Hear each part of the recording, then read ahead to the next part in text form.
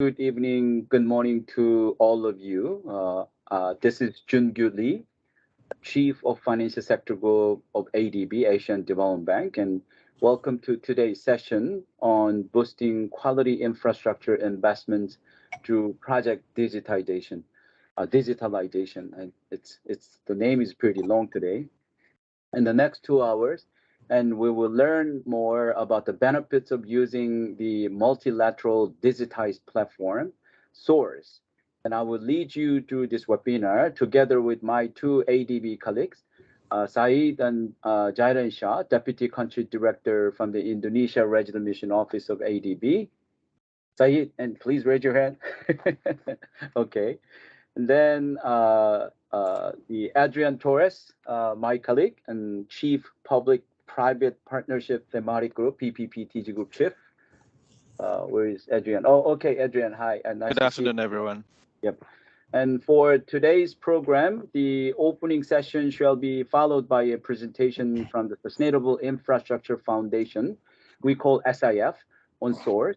After the presentation, we have put together two interesting panels with representatives of ADB DMCs, Philippines, Uzbekistan, India, G20 countries and development partners, as well as private sector institutes to share their experience with SOURCE, SOURCE, SOURCE. And we shall then have an opening Q&A session and the closing session. And I'd like to ask all participants to turn off their videos and stay muted once this session begins. And the chat box can be for questions, and you may raise your hands and over the chat box. This is MS Teams, and this session will be recorded and made available later for your information. To officially start, I am very much honored to introduce ADB's Managing Director General and Mr. Woo Chong and who will deliver the welcome remarks today. Uh, ADB's Managing Director General and Woo Chong leads very comprehensive bank-wide important initiatives on various subjects, including the climate change, COVID-19 response, and all other key initiatives. And we are very, very happy to introduce Woo Chong our Managing Director, and to listen to his welcome remarks. Please, MDG, please come. Okay, thank you very much. Thank you for the introduction. Just to add a little bit more on the introduction, I actually have a very short terms of reference as my role as the MDG, and that is I make sure that all the important things that needs to happen in ADB, I try to make it happen. So I'm extremely happy to be here working on the source, because this is one of the most important issues that ADB is dealing with. So with that little bit of embellishing of my TOR, let me officially make my opening welcome remarks. Again, thank you, Jungyu, for organizing this, and all the colleagues who are participating and who's been working in the behind the scene to make this happen. It's a very important webinar, and we're particularly happy about working alongside our colleagues in Indonesian Resident Mission, and most importantly, in coordination with the government of Indonesia. And as Jungyu said, this webinar is to look at boosting quality infrastructure investment through project digitalization, the benefits of multilateral platform Source under G20 Indonesia presidency in 2022. And distinguished Pak Schneider, Assistant Minister for Development Funding at Bappenas, and Ibu Dian Lestari, Director of the Center for Climate Finance and Multilateral Policy and Head of the NDA Secretariat, Fiscal Policy Agency at the Ministry of Finance. It's an honor to join you and other workshop participants on behalf of the Asian Development Bank. We appreciate the leadership of the Indonesian government under the G20 presidency, and it is very timely to gather today to discuss the source. Source is a collaborative instrument between the multilateral development banks to support Asian developing countries in building a pipeline of well-prepared projects aligned to the G20 quality infrastructure investment principles, the Sustainable Development Goals, and the objectives of the Paris Agreement. The unprecedented economic fallout of the COVID-19 pandemic has undermined the achievements of the SDGs. And yet, history has shown that every crisis also offers opportunity. And COVID-19 has provided us a once-in-a-lifetime chance to get on a path to green, resilient, inclusive, and sustainable recovery, in line with the SDGs and Paris Agreement. And investing in quality and resilient infrastructure is crucial to rebuilding smartly, and will contribute considerably to the post-COVID-19 economic recovery. The pandemic accelerated digital transformation more than any other past crisis or events, and SOURCE is there as one crucial tool available now that to drive the SDG development and quality infrastructure investment. In this context, I'm very proud of all of the multilateral development banks for their collaboration on common activities with shared resources and joint leadership to develop SOURCE as a global and regional public good. This will surely enable a systemic transition to the digitalization of infrastructure project preparation and data collection. Let me stress three specific aspects of SOURCE for policymakers and investors. First, SOURCE, a digitalized quality infrastructure preparation platform, supports public sector agencies with standardized informed decision-making processes to build a pipeline of quality infrastructure investments and projects. And it acts as a project and information management system, a database, and a marketplace that monitors performance indicators. SOURCE will help attract private sector financing as the projects on SOURCE meet the growing requirements for SDGs and ESG thematic investments. Second, SOURCE is an important part of advancing the work related to the quality infrastructure investment principles. These efforts, for the benefit of the multilateral development bank's member countries across the world, we are unanimously recognized by the G20 finance ministers and central bank governors. SOURCE generates quick wins and rewards that effectively contribute to the G20 Sustainable Finance Roadmap and the G20 Sustainable Finance Working Group priorities in 2022. And SOURCE is also an integral part of the G20 toolkit to mobilize financing mechanisms to enhance infrastructure investments in the regions and cities by the G20 Infrastructure Working Group under the Indonesian presidency. And third, the importance of the digitalization of project preparation for quality infrastructure investment cannot be emphasized enough. This instrument SOURCE drives sustainable finance and development impact, eventually addressing subnational economic disparities, improving connectivity, and reducing inequality and poverty. So this workshop will discuss experiences and benefits that public sector agencies, project sponsors, and private sector investors have made using SOURCE so far. I would like to thank all participants for all your contributions and wish for a very fruitful discussion. And I'm confident that this will provide a valuable basis for continued dialogue going beyond the Indonesian G20 presidency and onto the India's chairman presidency next year. Thank you very much, and let me hand the mic back to Jungkyu. Thank you so very much, MDG Uchong, and for these very encouraging and also insightful welcome remarks, and highlighting ADB's strong commitment to support our DMCs in the development and the financing of resilient and sustainable quality infrastructure. And thank you so very much. And now it is my pleasure to welcome Mr. Schneider Shihan, Deputy Minister for Development Funding, Bappenas, Indonesia.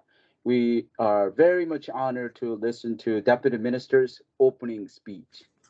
And Park Schneider, please come. Thank you, Mr. Lee.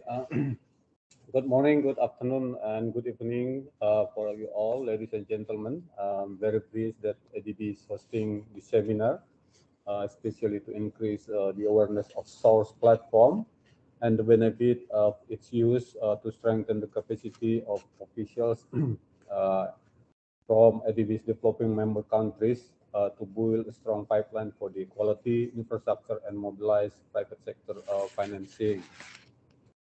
Let me start by next slide, please. Distinguished delegates, colleagues, ladies and gentlemen, before introducing the interesting program for the webinar, let me first highlight some of the elements of the bigger picture. The government of Indonesia developed National Medium-Term Development Plan 2020 and 2024, which covers the development objectives that we aim to achieve within 5 years. And to achieve the objectives, we need extensive financing amount in which cannot be covered solely by the state budget. For infrastructure only, to increase 7% of infrastructure stocks of GDP by 2024, Indonesia needs around 429.7 billion investment in US dollars. However, the state budget can only cover 37th of the investment needed, and the rest needed to be fulfilled by other sources, such as state-owned enterprise, and most important is from private sectors. Unfortunately, the COVID-19 pandemic resulting a setback to Indonesia's development achievement, which I believe also happens to other countries globally. And as we already know, the pandemic made a devastating economic impact on the world. It also substantially increased developing countries' challenges in trying to address the extensive unmet needs for infrastructure and related public services. Due to COVID-19 pandemic, Indonesia's economic growth contracted significantly from 5.02% in 2019 to minus 2.7% in 2020. The COVID-19 pandemic has increased budget deficits in Indonesia as well and in many other countries as well, as we reallocated state budget spending to medical care, support for SMEs, and incentives to resolve the rising unemployment rates. Such budget reallocations have increased the focus on private participation to deliver the required infrastructure, while also affecting the quality of project preparation. Besides the COVID-19 pandemic, we must also be aware that sub-national infrastructure development disparities remain a key issue in many developing countries. As a developing country, the government of Indonesia has set several strategies to address the issue in order to achieve the SDGs, such as encouraging the sub-national governments to keep targeting private participation in infrastructure investment through innovative financing and to develop integrated transportation infrastructure with the most energy efficient mode to support the backbone of the national logistic system. Next slide. To answer the challenges in infrastructure development, innovative infrastructure financing could be one of the alternatives to close the financial gap in infrastructure development. Indonesia aims to increase private sector participation in development through PPP schemes in various infrastructure projects. In the PPP Joint Office, the government of Indonesia provides coordination forum and project facilitation assistance across PPP stakeholders in Indonesia in hope to strengthen the institutional capacity for PPP projects planning and delivery, as well as ensuring the smooth implementation through close monitoring and evaluation. Up to date, PPP program in Indonesia has entered its maturity with 84 PPP solicited and unsolicited projects, progressing from the planning stage to operation stage. For solicited projects only, there are 30 success story projects, 20 projects currently tendered, and 44 projects under preparation with an estimated total value of USD 47.3 billion. These figures represent the encouraging signs of the optimism toward private sector trust in Indonesian infrastructure investment and the abundance of opportunity for further private capital investment with 3 more PPP projects valued at around USD $3.9 billion currently planned to be tendered in 2022. Next slide. Distinguished guests, ladies and gentlemen, beyond the financing gap fulfillment, it is also our goal to build forward better during post-pandemic development. We developed 6 strategies as a game changer towards advancing Indonesia before 2045. One of the strategies is to reach digital transformation as part of the redesigning of Indonesia's inclusive and sustainable economic transformation. The digital transformation strategy consists of three main pillars, which are first is digital infrastructure, the second digital utilization, and the three is enabler.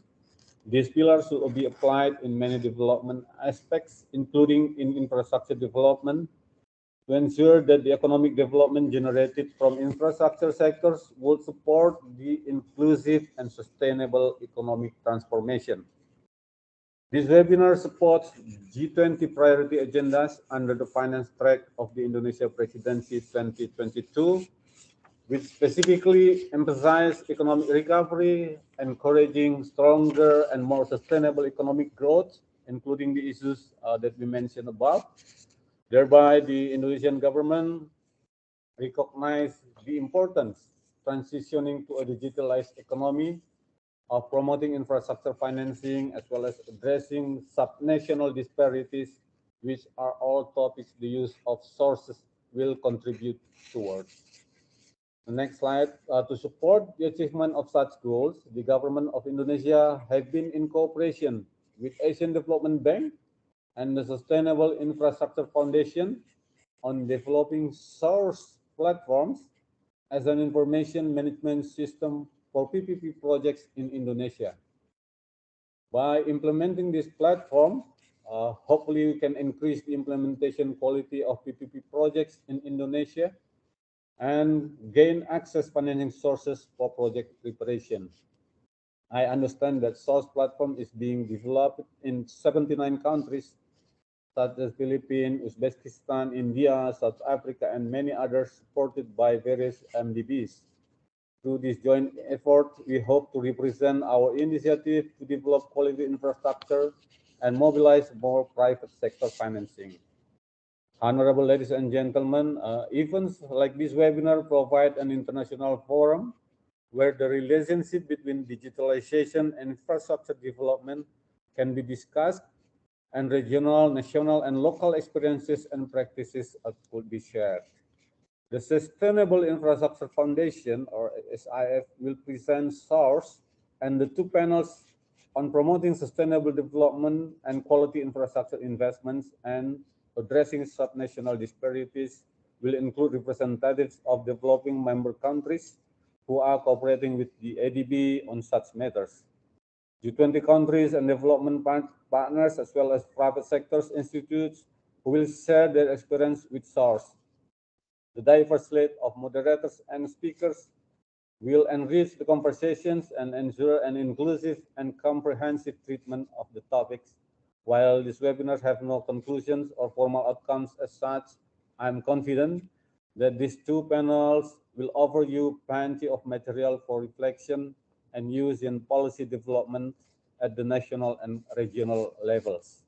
Distinguished delegates, colleagues, ladies and gentlemen, before concluding, I would like to convey my appreciations to the moderators and speakers for their time and support in contributing to this webinar, as well as my colleagues in the ADB for organizing this event in these challenging circumstances.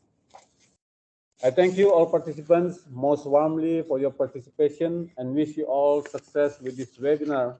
Thank you for your attention.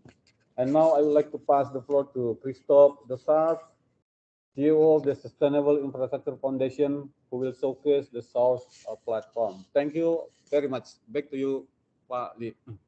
Thank you so very much, Deputy Minister Pat Schneider. Just before the microphone goes to Christopher, I'd like to say that ADB is very, very grateful for Deputy Minister's very inspiring and informative the presentation. And I should be very honest, this is one of the most informative and policy determined opening speech and full of policy directions and very specific actions. Thank you so very much. And we learned a lot and from your opening speech. And I believe when we're going to move closer to achieving the SDGs and Paris Agreement objective with the Indonesian government, especially with your very strong commitment. All right, and then let me quickly invite Christopher. It is already invited by Deputy Minister, and sorry to intervene. And so Christopher goes ahead. Thank you.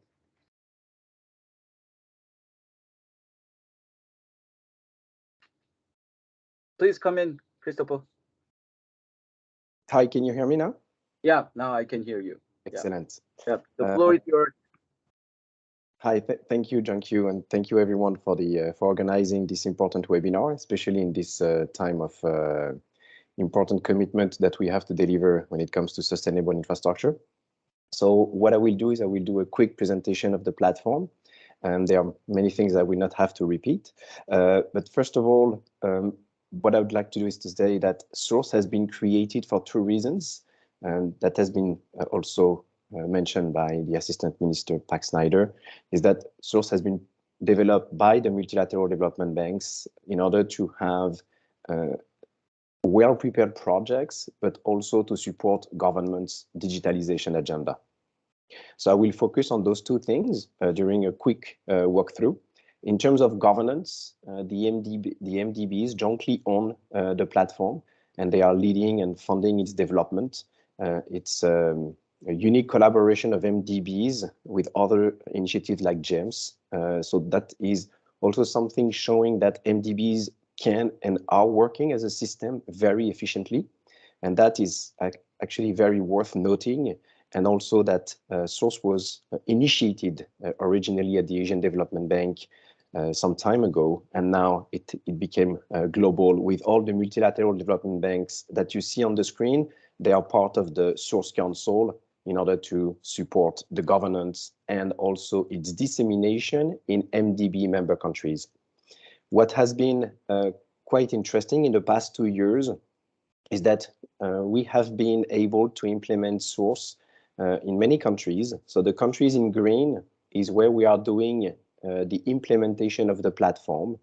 You can see that it's funded either by multilateral donors, multilateral development banks, MDBs, but also by bilateral agencies, Agence Française de Développement, the European Union.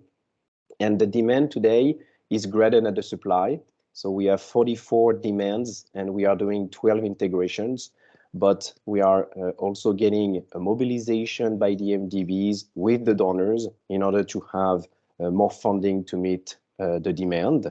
And the countries in dark blue is where we have received a letter of interest and we are preparing the work in order to have exploratory missions like in India, but also to start the pilots like in France. But I have seen there is a colleague from the French government that will be also able to talk about the French pilot. So this is where we are globally. As I said, the demand is growing significantly, and we are in a position to scale up with different success stories that we have identified now. Uzbekistan and a government representative from the Uzbek government is also on the line, and also Ecuador. And Ecuador, because of the time zone, they are definitely not here. But we have been able to see those two success stories in the past just 2 years. And of course, now we have a growth that is going. And just as a quick explanation, the implementation of the platform in those countries is basically going through those 3 work streams. And I will show you how we do it over the 9 to 12 months.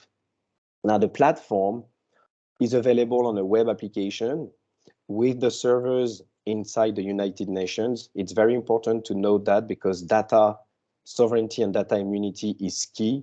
And this is what has to be very done carefully when it comes to data hosting. Even in Indonesia, the data will also be hosted in Indonesian servers in order to meet their national regulations. So this is also very important, but at the same time, very flexible. So now we'll quickly show you a few functionalities when it comes to well-prepared project and digitalization. So first, what we have seen in the 79 countries where we have had experience, plus the countries that we are doing the implementation, so the 12 countries, is that countries have been telling us they need to have a way to have a better planning, meaning to see the portfolio of project that is being developed. So what we have done, for example, what you see here is the environment for Uzbekistan, of course, not real project, but the individual in the government can see the project that he or she is working on, but also aggregated data and projects at the national level, and to see how the portfolio, the pipeline, is performing against different SDGs. And that has been also very welcome by governments, and also for countries, we're going to do it down to the project level. That was also a request from the Indonesian government. So that is important when it comes to have a better overview of the portfolio with different KPIs, SDGs, for example, in order to better plan the development of the portfolio. This is the pipeline environment. Going down to the project level, creating a project is fairly simple, but I'm showing you what is important in terms of having different templates, different set of questions to make sure that the project is well prepared. Because it's not about only a checklist, it's also about making sure there is a common language between the public sector and the private sector.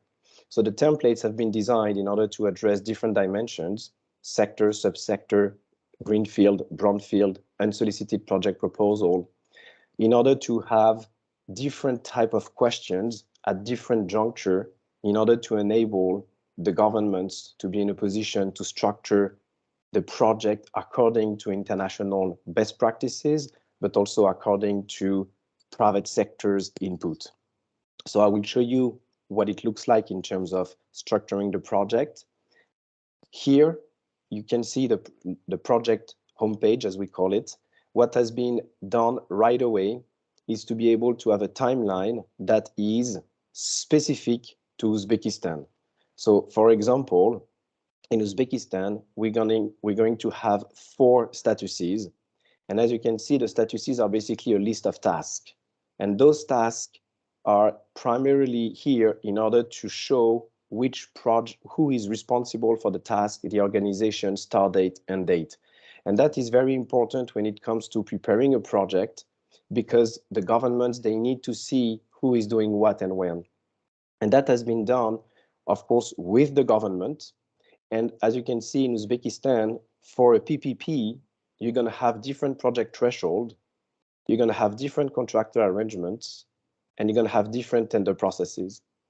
And that is very important when it comes to what are the steps that the government has to go through. And this is something we have been told at the G20 many times. One size fits all doesn't work. It's important to have a system that can represent country specificities and needs. For example, in South Africa, they're going to have 4 statuses, but in Peru, they have 5. In the Philippines, they also have 4. So depending on where you are, you're going to have different tasks. The point here is that it shows the government going from A to Z in order to provide some clarity on what is going on. And this is the government's processes. Now, going to the standardized framework of source, what we have been doing is to create a list of stages from project definition to operation and maintenance that have a correspondence to the country's statuses here in Uzbekistan. So they have a correspondence. So the processes of the countries going from A to Z, what we did is to have a qualitative assessment of those different processes. For example, who's going to approve the pre-feasibility study, but then source will ask the specificities of what should be included in a pre-feasibility study or a feasibility study.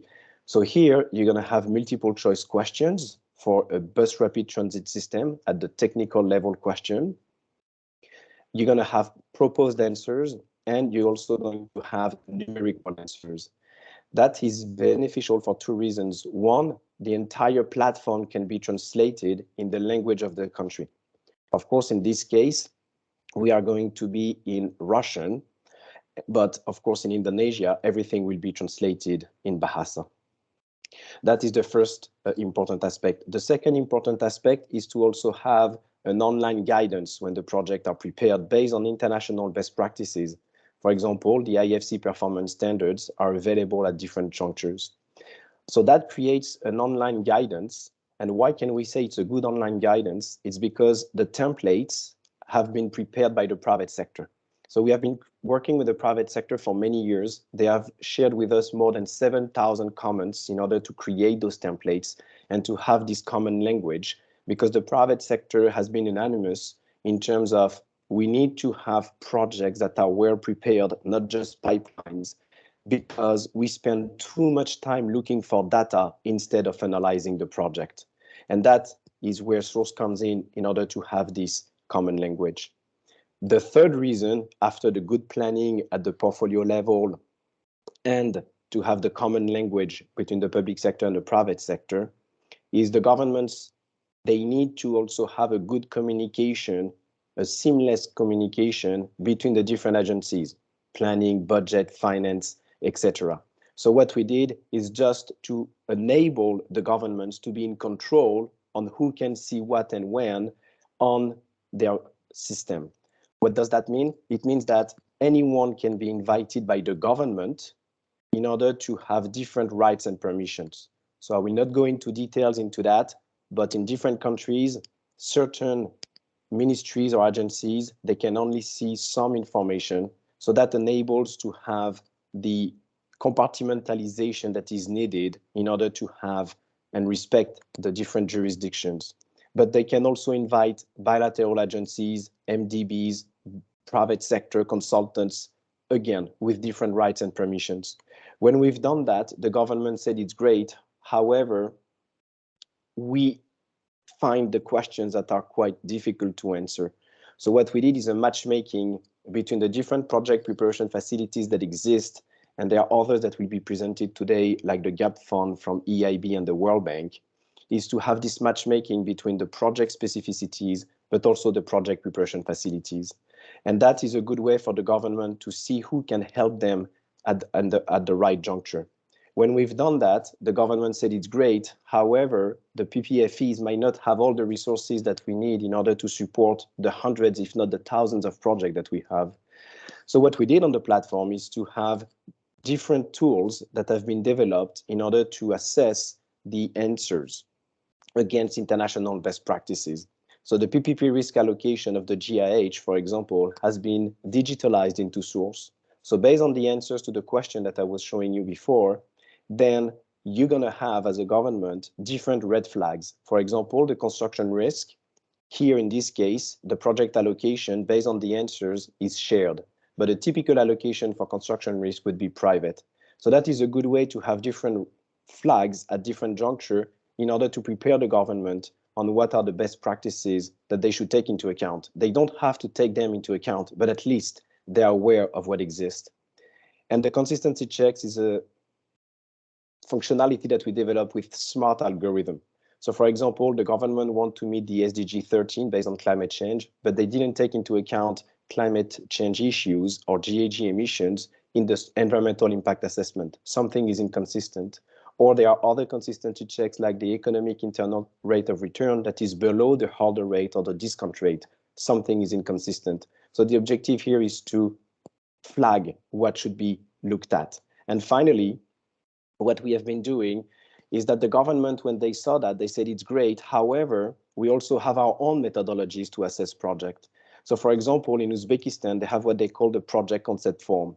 So what we did is to take the project concept form that they have with the list of criteria, and we did a mapping with the source question and a correspondence. And based on the answers, they are in a position to make a self-assessment for an internal go, no-go process. And that has been welcomed by the government, and it was so welcome that we decided to integrate other technologies and methodologies. For example, today we're going to have also the representative from HSBC for the Fast Infra platform, for the Fast Infra initiative. And what we did is to take the Fast Infra label and we digitalized it into source as well, with their different dimensions, their different criteria, and the same thing with the correspondence to the source questions. And then they can do the self-assessment that is a bit similar to the EU taxonomy. And that has been also very welcomed by governments because they are in a one place where they can see how they're performing against different methodologies. And the last one that I can show you is the GRIS, the Green, Resilient, Inclusive and Sustainable Methodology of the Asian Development Bank.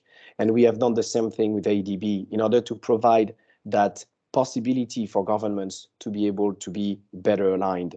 And same thing, if we would do the quality infrastructure investment principles, it will be available there at the discretion of the government in order to go through it and then to be able to share that information or not.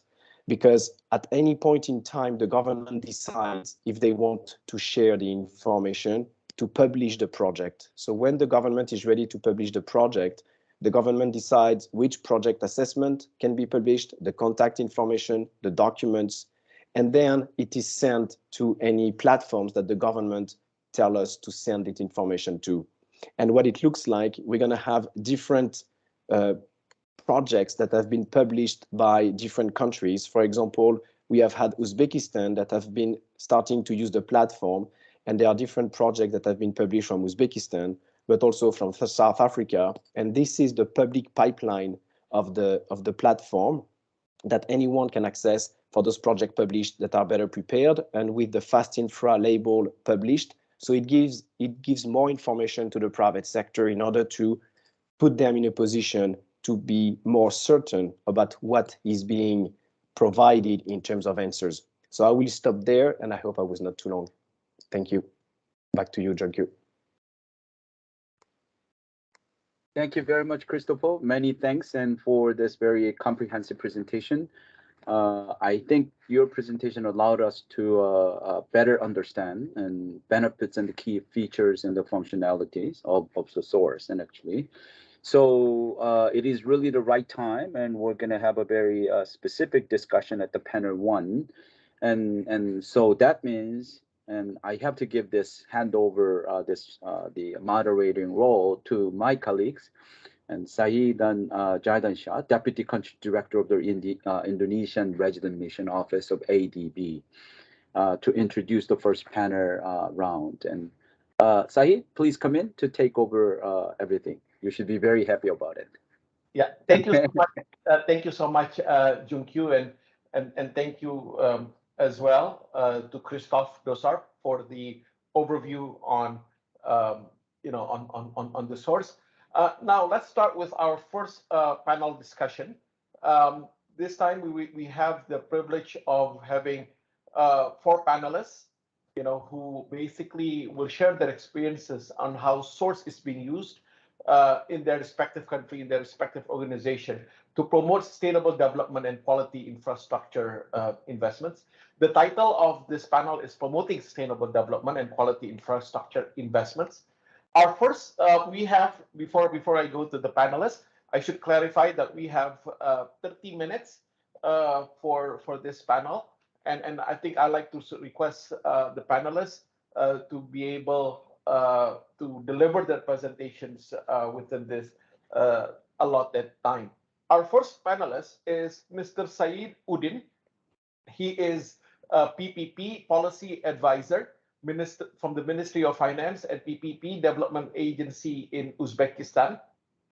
Saeed has led the integration of source in Uzbekistan and has been a key architect in development, PPP development in the country. So without further ado, I would like to turn the floor over to Mr. Saiduddin for his presentation. Over to you, Mr. Saiduddin. Thank you very much for your introduction. Apologies, I'm not sure if my video is working. There seems to be some error message on my laptop, but in the interest of time, I'll just continue. I'm assuming that you can clearly hear me. We can hear you loud and clear. Yeah. Okay, thank you. So I've been working with Source actually for 2 countries. I used to lead the Bangladesh PPP program before that. So I started working on Source with Christopher and his team at that time. And in the last 3 years, I've been looking at sort of integrating Source into the Uzbekistan program. I would like to sort of maybe reflect on 2 aspects. One aspect is in terms of application of Source. I mean, why did Uzbekistan look at Source into bring it into the program, and what do you call the lessons that we've learned in terms of what we can see as the benefits of Source. And then I would like to sort of maybe reflect on some of the challenges and I think opportunities that we see in terms of Source. So I just a few minutes on those 2 aspects each. So first point is in terms of why Source. Now, one of the main things about any nascent PPP market in Uzbekistan is we only started 3 years ago is investor outreach. So how do we attract investors to the market? How do you market the program that we're developing to the wider stakeholders? So the first attraction, obviously, is with Source and its global outreach. It has amongst a number of well-established investors. We felt this was a unique opportunity to have a single system through which, a single platform through which we could have outreach to a number of different investors. So that's what started off in terms of the main reason why we were looking at pushing for Source. The other part of this was credibility. Now, we saw the names behind Source. We saw that G20 was there in terms of them coming on board and supporting them. And we felt that rather than going for a bespoke private sector-based product, it would be much better to go for a system that was actually being supported and facilitated with a number of these IFIs and other entities. Data security was a major issue for us in terms of where the information would be kept, housed, access security, and so on. And again, the whole aspect that Source, the data and so on, was kept in the sort of one of the UN institutions, that gave us a lot of comfort in terms of using Source. The fourth aspect was, and this was actually quite key, Source being a public good was very important. We wanted to have access to a system that was seen as delivering of public services, public good, and not really necessarily being used for commercial purposes. Again, it links to our data, integrated data, and so on. So we're quite keen to be part of a system that was a public good. We also liked very much the customization opportunities in Source. You heard Christoph mention earlier about how a number of the different features had been customized for Uzbekistan in order to fit with our requirements, and that was quite key in terms of that. The other thing we found about Source was actually it was a wonderful platform for learning. As we were piloting this across the different ministries, it actually created a checklist, a sequence of activities and actions that allowed all the different participants in the country, the ministries and the directors and agencies, as they were using Source, to actually learn about PPPs. So it became a bit of a self-serving tool in terms of an iterative way of learning and developing your understanding. So, for example, if you did a feasibility study and you had to update the information on that, number of checklists are there, and you can easily find out if the feasibility study covered all the different points or not. And then you can go back to your transaction advisors and ask for more information if these were missing. So it was a wonderful learning tool we found. There are three aspects which are all linked: monitoring, reporting, and management. We found Source to be actually a very useful tool also to monitor the progress of projects, to use it as a reporting tool in terms of meeting the different SDG targets and other indicators, and actually using it as a way of management reports being produced in order to inform our senior management about the PPP projects and what's happening. Anyone who's worked on PPP projects will know the number of documents that fly around emails are quite significant, and cloud is what should be used in order to reduce your amount of, database that you're using on your laptops and so on. So we found Source actually to be another wonderful system of actually using it as a database to secure and save all the data and the block documents into one system, and also to run different data analytics that we could do in terms of the project. So it could be, data mining becomes actually a very powerful tool for Source.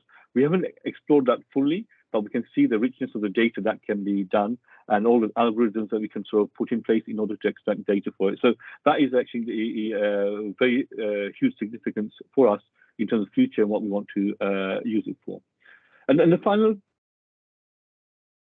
I think, is in terms of what we found about Source useful is it actually, we talked about the digital transformation program, and I think this makes this whole reform initiative on a more sustainable basis in terms of the use of the platform to integrate the sort of digital transformation we need to have and make sure that it sort of lasts for some time. I just want to quickly go to maybe some of the lessons we learned or some of the issues we found in terms of source and some thoughts in terms of how to deal with that. One of the challenges about is resource limitations. So Uzbekistan, I mean, it's a new PPP environment market.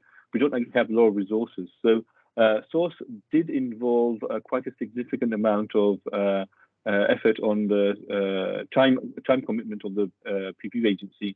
And for a new organization, such time commitment was actually quite difficult for us to provide. We're quite fortunate that ADB actually stepped in and really supported us by giving us advisors and consultants to help with this integration of source. Without that, there's no way we could reach so far. So thanks to ADB for actually providing that support, and that was very, very needed. The other challenge we saw about source was about process alignment. So source has a certain sequence in terms of things that are happening. Initially, it did not meet with our processes, and there was a need to customize that, and that did happen. But that was one of the biggest challenges we had initially in terms of uptaking source. There's still an issue that we need to look at is task duplication. In terms of source needs uploading information into a system, but in Uzbekistan, we need to use a separate officially approved system for processing projects and approving projects. So we still need to input data into systems. So there is still a task duplication issue that we still need to resolve. I think one of the success factors that source is going to be dependent upon, I think, is to do with integration of source into the PPP framework. So there needs to be a process whereby the regulations or policies or decrees are ensure that source needs to be adopted on a mandatory basis. I believe that without such a regulatory intervention, it would be very difficult to make source use, I think, regularized amongst all the officials. So at the moment, where we are in Uzbekistan is we are actually amending our decree regulation for PPP projects in Uzbekistan to make sure that source is actually implemented as part of the system. So I think I just want to conclude by saying this. I mean, we should not see source as just a IT platform, but actually source must be seen as an integral part of the PPP framework for it to succeed. If it's seen as an IT platform, my worry is it is never given the prioritized importance and the data is not uploaded or updated in sufficient regularity for that success to achieve. So I'll just end there, and thank you very much.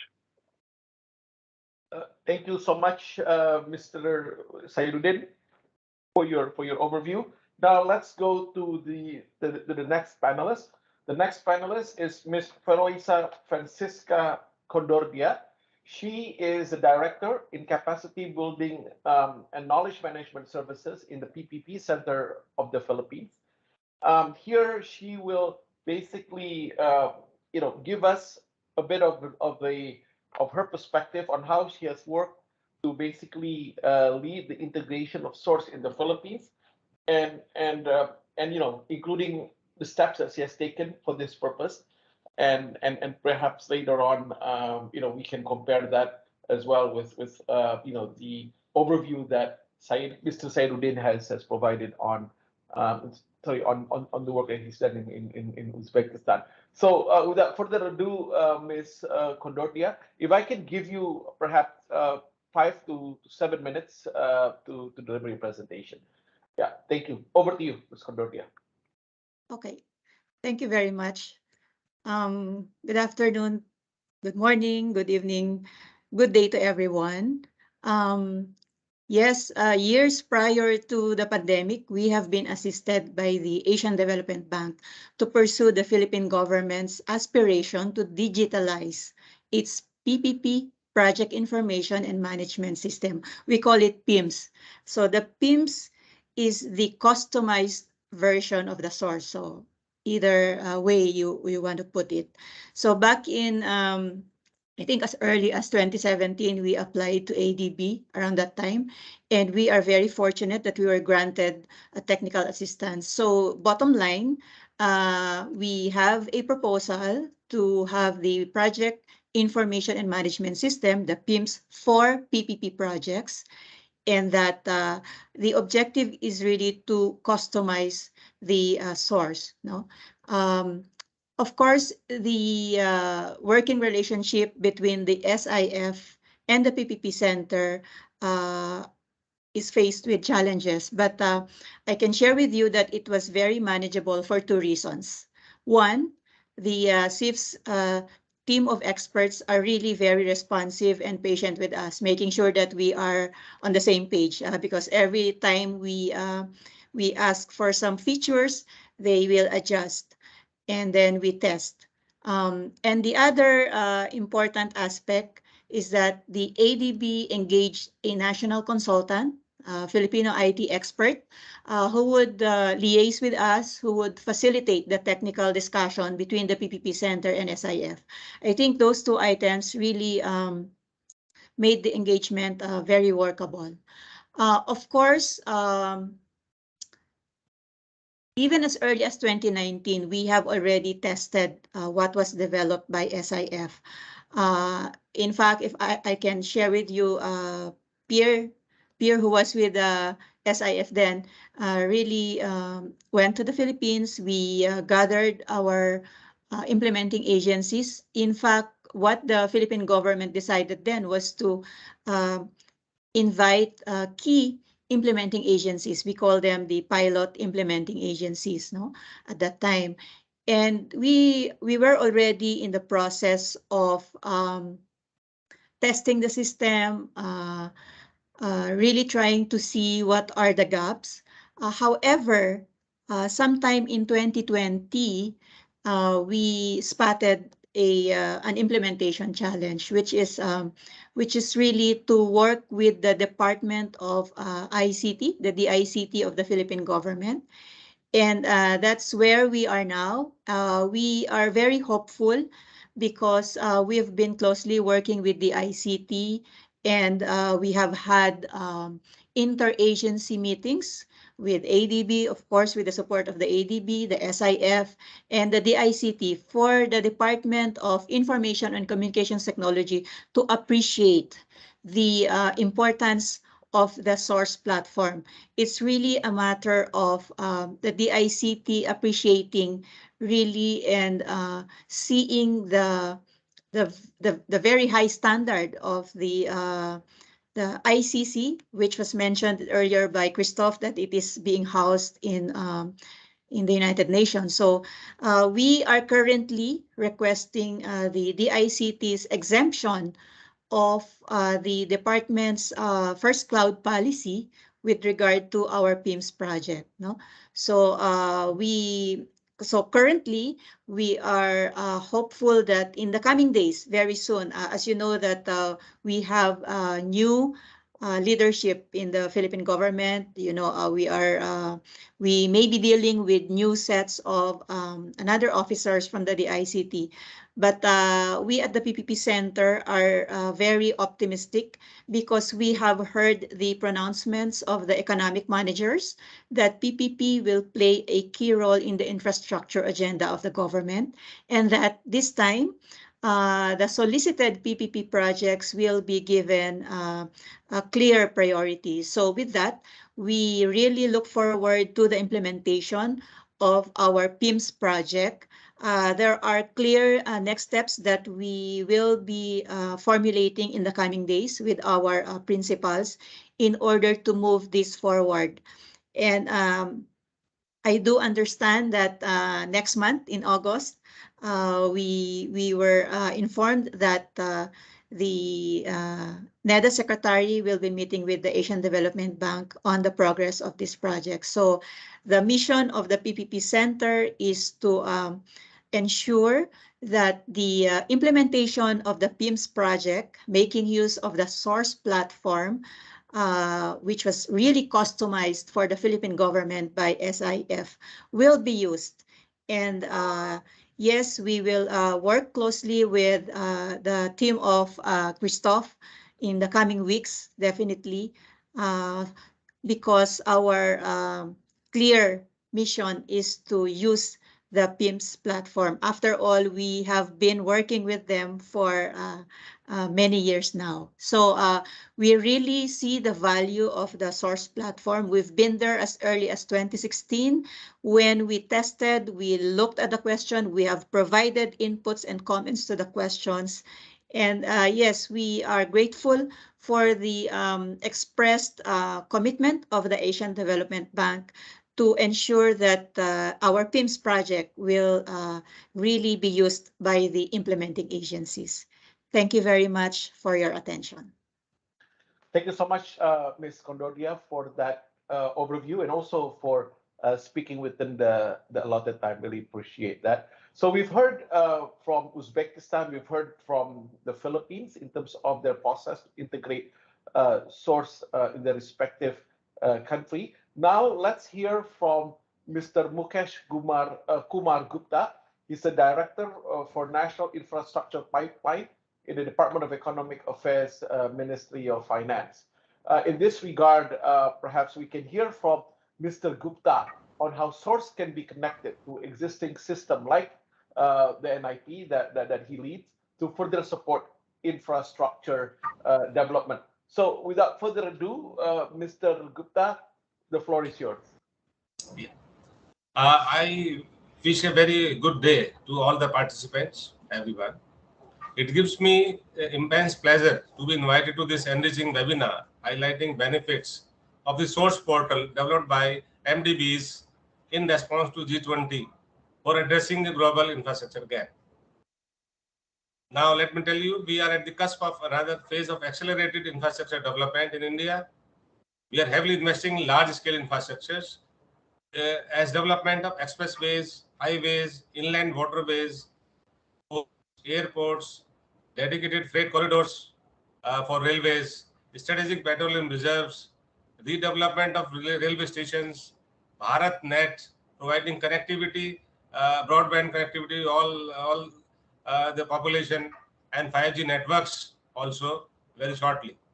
All these projects are being executed in partnership with the private sector. Government of India has given significant thrust towards infrastructure development, led economic growth. The outlay for capital expenditure currently has enhanced by about 35% over the last year, which will have multiplier effect through spending on infrastructure projects, which creates growth and employment, restore incomes, and boost consumption.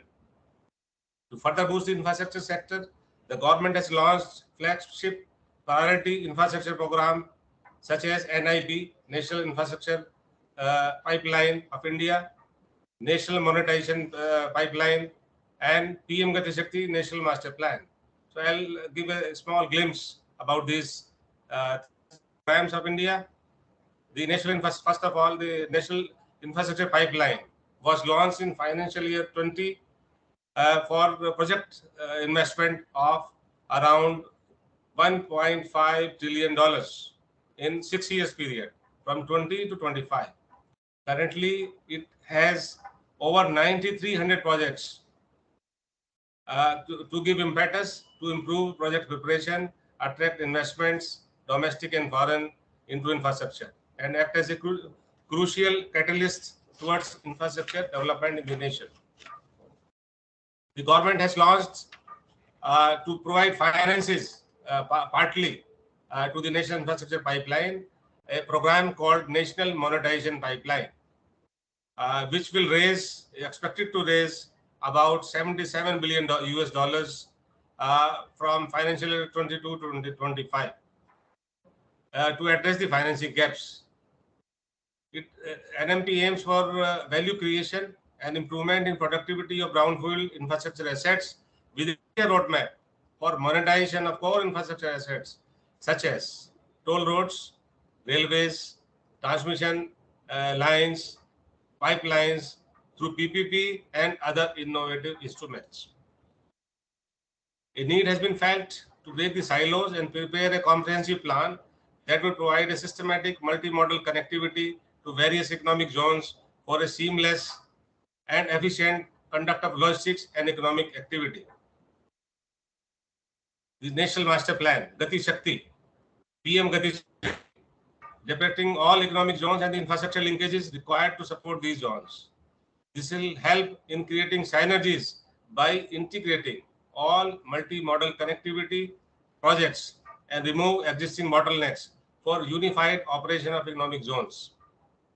It will provide a bird's eye view of infrastructure development with key layers based on completion of timelines of various economic zones, infrastructure and utilities across the country. Further, the projects under NIP are hosted online on India Investment Grid (IIG), which acts as a one-stop shop for investors to evaluate projects. Detailed project-wise information is available through a customized dashboard for each ministry, line ministry, and state. This helps in centralized review and monitoring of large infra projects and resolve issues hindering implementation of such projects. Government of India is in further process to integrate all infrastructure portals used by various ministries to monitor their respective infra projects. A common portal will reduce duplicity and avoid administrative redundancies in updating multiple portals. Niti Aayog has prepared a roadmap to integrate all such portals, which is under implementation. Now, the role of source into the entire infrastructure ecosystem of the country, we anticipate the source will act as an effective project management system that enhances coordination amongst national and international stakeholders and will give access to best practices to each stakeholder at each step of the process. We are keen in the source platform to support the promotion of our infrastructure projects which are investment ready through NIP dashboard hosted IAG portal, existing portal. We are particularly interested in the following in two value proportions of source, namely a project promotion tool that establishes a common understanding between emerging market infrastructure planning public sector officials and international investors. Another one, a customized and standardized database gathering key information from infrastructure projects to develop automatic analytics and indicators on performance and sustainability of infrastructure. Last but not the least, I thank ADB for organizing this webinar and explain benefits of the source platform.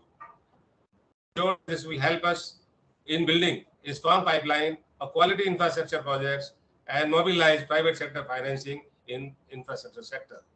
Thank you very much.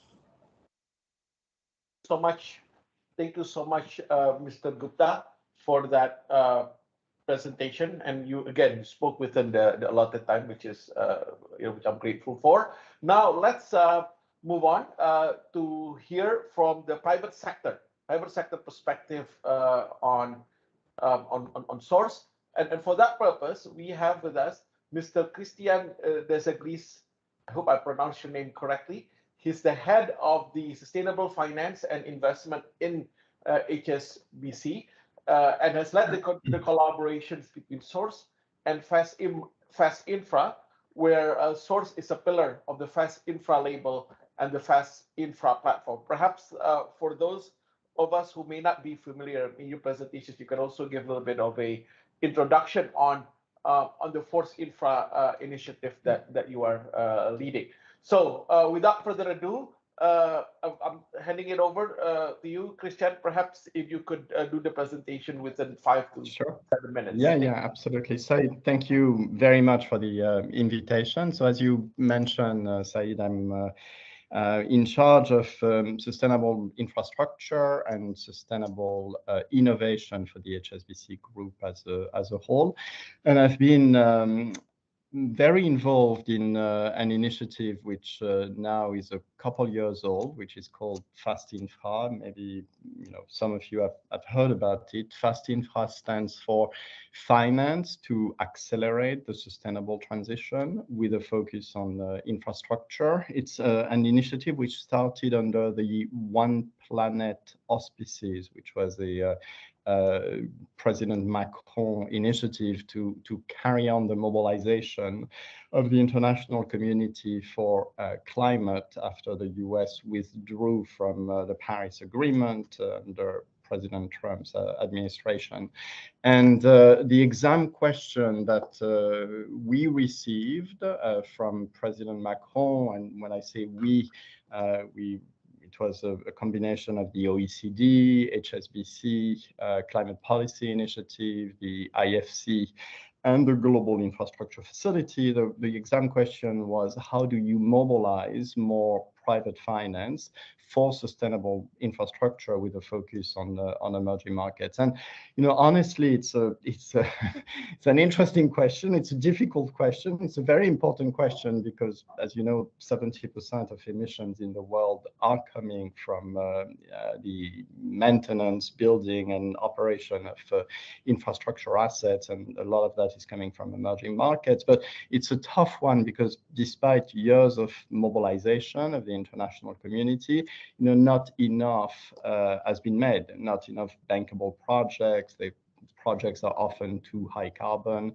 And investors and institutional investors in particular have very little way to verify the sustainability of assets. So we took that exam question and we said, look, let's try and find solutions, practical solutions, maybe getting inspiration from other markets, gaps that have been filled with interesting market solutions. And let's look if we can find something that could help us address the question and bring solutions. So we came up with a couple of ideas which are absolutely fundamental to fast infra. One is the idea of a label. We saw the green bond label allow for the green bond market to become a more than $1 trillion market now. We saw the importance of having labels for green buildings, for instance. We saw the importance of increasing the digitalization and technology aspect in the preparation and financing of projects. And there are interesting examples in the world. And we said, let's try and put together a label for sustainable infrastructure.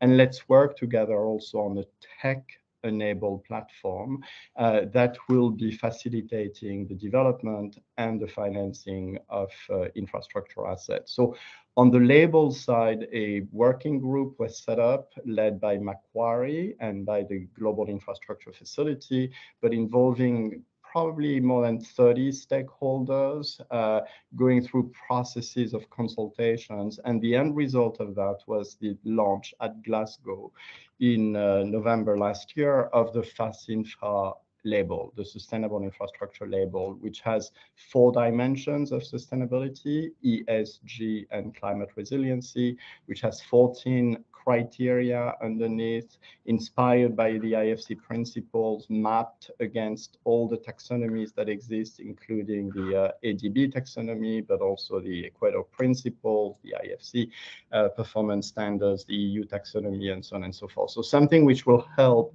investors do their due diligence, reassure them as to the sustainability characteristics of the infra assets, and in our view, will catalyze money, institutional money, towards sustainable infra projects, and will also encourage governments and sponsors to embed sustainability criteria in the development of the asset. So that was launched at COP with the endorsement of GFANS, the endorsement of the Sustainable Markets Initiative, of the Investor Leadership Network, of Cities for Sustainability, ICLE, the endorsement of long-term institutional investor, Infrastructure Investor Association, LTIIA, and various others.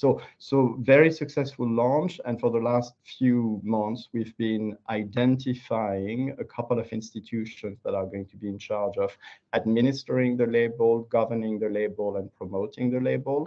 And a couple of governments have expressed interest in financing the Secretariat to ensure the staying power of the model. So that's on the label side, the first important catalytic initiative. And Source is critical to it. Source is critical to it because it has been operationalizing the label, has been digitalizing the criteria, and I think it has now over 10 projects on the Source platform for more than $10 billion that are aligned with the label. The second project of Fast Infra is this tech-enabled platform. It's really the second key pillar of Fast Infra. It's the development of a secure data and information platform to facilitate origination and distribution of infra loans, especially for access to institutional market for sustainable infra projects. And the platform we have in mind would assist information and data flow in that space.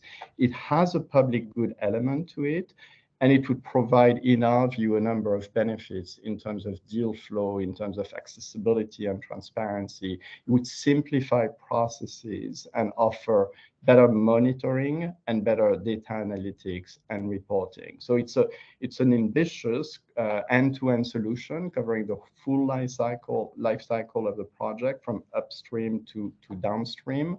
And it's something which, in our view, will help catalyze the development of infra products. It's a complex project. It's led by Fast Infra, and within Fast Infra by SIF Source, by IBM, by CM Now, by LiquidNet, by Worley, and by a few other partners. It really involves collaboration with various entities, and Source has really become a key component of this end-to-end platform. During the design session, we quickly realized the fitness of Source to cover a large segment of this end-to-end process. We've recently engaged in a new partnership with the Sustainable Markets Initiative called the Sustainable Infrastructure Accelerator, where we'll be able to lean on the convening power of Prince of Wales Sustainable Infrastructure and the Sustainable Markets Initiative. And we really think that Source's standardized presentation of projects on top of the customization that Christophe was talking about to country specificities made it a logical choice. So really the bridge between the Fast Infra label and the tech platform is Source, and the collaboration with Christophe and the team has been great. We think it's the those two tools will play hopefully a transformational role in mobilizing finance for sustainable infrastructure. Thank you, Said. I probably extended the 7 minutes by a couple of minutes, but I try to make it as short as possible. No, thank you so much, Christian. That's appreciated. And now we will move to the second panel discussion. The second panel will discuss on addressing subnational disparities. For the purpose of the second panel, I will turn over the floor to my colleague, Adrian Torres, to moderate the discussion. Adrian is Chief of Public-Private Partnership Thematic Group within ADB. So, Adrian, over to you. Great. Thanks for that. Hopefully you can hear me. Good afternoon to everyone. Thank you for attending this seminar. So let me introduce the second panel, and this panel will look at addressing subnational disparities and how Source can help promote PPPs and municipal finance. So let me turn over to the first speaker, Mr. Difed Aubrey, and he's the interregional advisor of the UN Habitat. But unfortunately, he could not join us today, but he did send us a video. So if we could ask Leila to just upload that and run it. Thank you very much.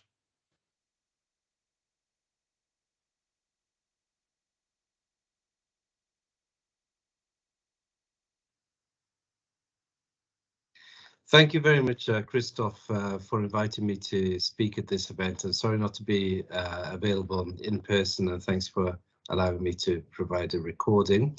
My name is David Aubrey. I work with UN Habitat, and I coordinate a program called SDG Cities, which aims to support over 1,000 cities to accelerate their achievement of SDGs by supporting them around areas of data, strategic planning, strengthening institutional capacity, and facilitating investment in SDG impact. These are supported by digital tools and by technical support hubs in order to reach the scale that we intend to work at, but also importantly is implemented through global partnerships and bringing together specialist entities across the world to support these cities. In relation to this event, I think what we see is that the world is still urbanizing very rapidly, and historically, major cities have been the ones that have attracted population growth, and their inability to plan and invest in infrastructure and make affordable land available for incoming populations has led to a proliferation of slums worldwide, and currently around 1 billion people live in slums. Over the next 30 years, we expect an additional 2.5 billion people to come to cities worldwide. And in the global north, we're told that roughly 90% of the built fabric, the urban fabric needed to accommodate that growth is already in place, but most of the growth will take place in the global south, where less than 50% of the needed built urban fabric that will accommodate that population in the next 30 years is in place. So major infrastructure investments are needed in the global south.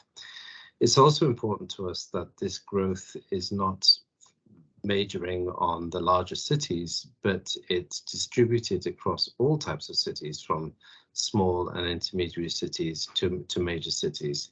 And this is where we see some major disparities on the distribution of infrastructure. We find that larger cities are able to have and afford and manage to have better infrastructure, and smaller and secondary cities and smaller human settlements tend not to have the kind of infrastructure needed to cope with growth.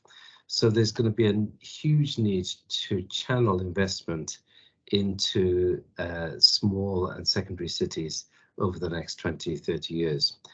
When it comes to this idea of blended finance, sometimes these smaller cities are less attractive because they generate less pipelines, less demand. So we need to find new mechanisms now to be able to channel investment into smaller cities. And with the World Economic Forum, we've started an initiative called Global Partnerships for Local Investment, which is trying to bring together good practices that could be replicated. And one of the suggestions that comes up is the idea of aggregating portfolios. So if we can be working at the national level to understand the investment needs of all cities or several cities in one country, whether then these investment needs can then be aggregated into portfolios at the national level, and this would help then to prepare portfolios of projects rather than individual projects that could be then procured and implemented at the local levels. This is where I kind of think Source platform is going to be incredibly important. We're really encouraging Source to be working more at the subnational level, but also kind of bridging this gap between national and local. The idea of using a digital platform like Source to be able to aggregate similar projects at the national level. Examples could be if cities needing to replace their buses with low emission buses, or street lighting, or compactors for waste and things that cities regularly need, whether portfolios could be then aggregated and fed through the Source and prepared through the Source platform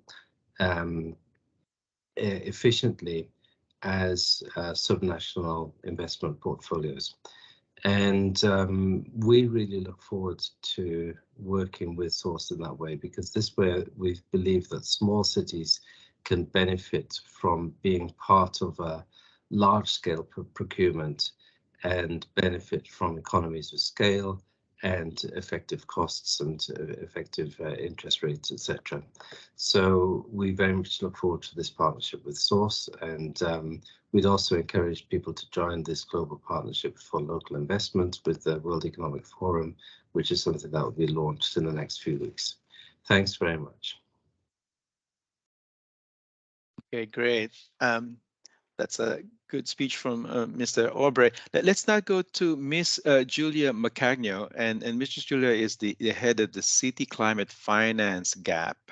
at EIB Technical Secretariat. Julia has led the collaboration with SIF to design SPURS for EIB management and operations to use it for the GAP fund. Over to you, Ms. Macagno. Hi, thank you very much for inviting me.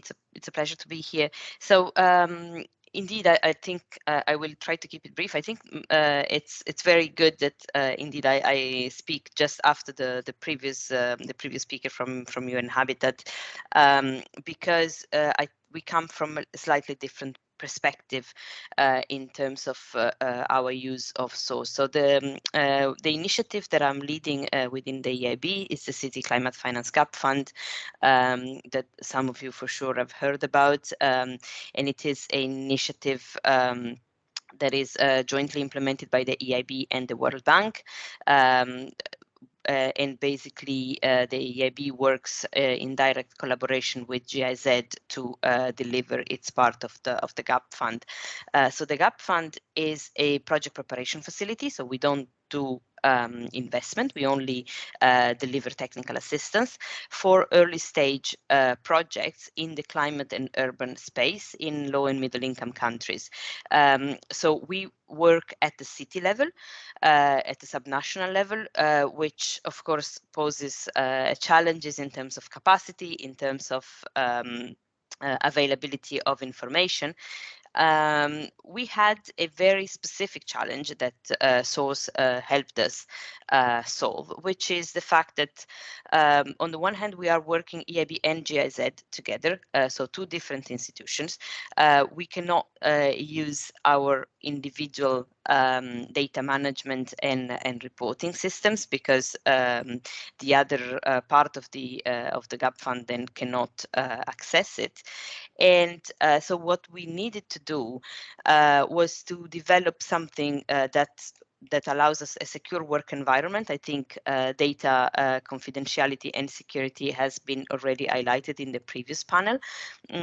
We needed something that could be easily accessible from people from different organizations, not just the EIB and GIZ, but also the beneficiaries of the GAP Fund TA, and also consultants and then potentially other parties that would be interested to take over the GAP Fund supported projects once the initial TA from the GAP Fund has been concluded. So we worked indeed with SIF, with Christoph's team, and one of the things that really struck us was the ability of the SOURCE team to customize what they already had, because we had another very specific challenge, the fact that since we provide a TA at an early stage, most of the information that is needed to do a proper assessment of the project and to fill in a proper profile in SOURCE for a specific project or a specific city is not available. Simply because we are coming in much earlier on in the process. So what we needed was something that was compatible with SOURCE, because we recognize the value of the main SOURCE platform to share information, to showcase the projects, to look for further technical assistance or financing. But we needed also something that was separate, that we could use and that required less information compared to the main SOURCE platform. So the SOURCE team developed this for us according to our specifications, and in the process it was actually very interactive process where they developed new functions for us, but hopefully these new functions can be used also by other entities, by other project preparation facilities in the future. And I think the main, what I wanted to mention is the fact that for us it's very user-friendly. It has a very nice interface that allows us to get a glance vision of what we are doing, where our TA is. It allows us, it facilitates a lot the reporting process and the extraction of information.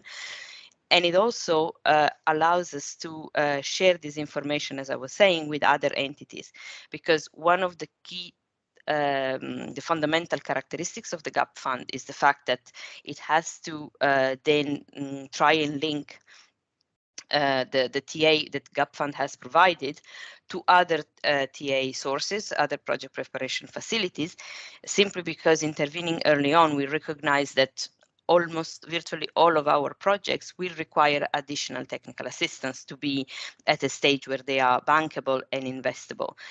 So we are using the PPF finder function that Christoph mentioned before, but also we are able to selectively share information and give differentiated access right to different people in various organizations, including other PPFs that may be interested in taking over. So for us, the work that has been done through SOURCE is very useful. It fits very well the stage of the project at which the GAP fund intervenes, and it also provides us with a nice link to the main SOURCE platform. So once the GAP fund TA has been concluded, of course, we retain access to what we have done as GAP fund, but we can pass on the project, we can hand it over to another project preparation facilities, but also to the cities if the city wants to create its own profile on SOURCE or a profile for their specific project. So basically it allows us, we haven't done it yet because we are not, we don't have, we've just started basically. So we will have in the coming weeks and months the first assignments concluded. So hopefully we will test this handover phase. But we're really very much looking forward to it because we think that for us as organizations working in silos and redoing the work several times, it's not really efficient. We would like to be able to share the progress that has been done on a particular project, and we would like to be able to share it with the relevant people, be them the city themselves or another financier or another project preparation facilities that they cover, so that they can build on what the GAP fund has already provided and not basically start from scratch. So in a nutshell, this is what SOURCE has done for us, and we think that indeed this is working quite well. It has taken a bit of time to indeed make sure that all the functions were really what we're looking for, but the team has proven very responsive and adapted to our needs indeed. So the customization factor that was also mentioned before was really there. Thank you. Great. Thanks for that insight, Julia. Can I now turn over to Mrs. Margot Eichinger? And Margot is the project manager for the financing at Financing Energy for Low Carbon Investment, Cities Advisory Facility, or short for Felicity. And Margot has led the use of SOURCE in the Indonesian cities with Felicity. Please go ahead, Margot. Thank you, Adrian. This introduction, and hello to the audience. Yeah, I'm working for Felicity. Felicity is a initiative implemented by GIZ, German Development Corporation, in cooperation with EIB, the European Investment Bank, financed by the International Climate Initiative by the German government. We started in 2017 with the aim to link low carbon infrastructure projects in emerging and developing countries to international climate finance. So we observed that there are project ideas, but they are not bankable projects that can be, or little bankable projects that can be financed internationally. So we started our activities in Mexico and Brazil in 2017, and later expanded to Indonesia and Ecuador, focusing on urban infrastructure sectors such as wastewater, energy, transport, and waste. We have a project preparation focus at the city level, so working directly with municipalities, but also have national level interventions with national development banks, planning ministries such as Bappenas in Indonesia, finance ministries, and also sometimes sectorial ministries. So we do have this link between municipal and national level. So at this municipal project preparation part, we encountered challenges when starting the collaboration with the 5 cities we had selected in Mexico and Brazil. When we started to analyze the projects, information was not organized properly. So to know what project preparation steps have already been taken, what studies are available, was most often not clearly organized. International standards on climate finance especially were not clear. There was this common language missing that was also mentioned by Christoph. And project management was also not well organized, often with unclear responsibilities, who is doing what department we need to involve at what point in time in the municipal government structure.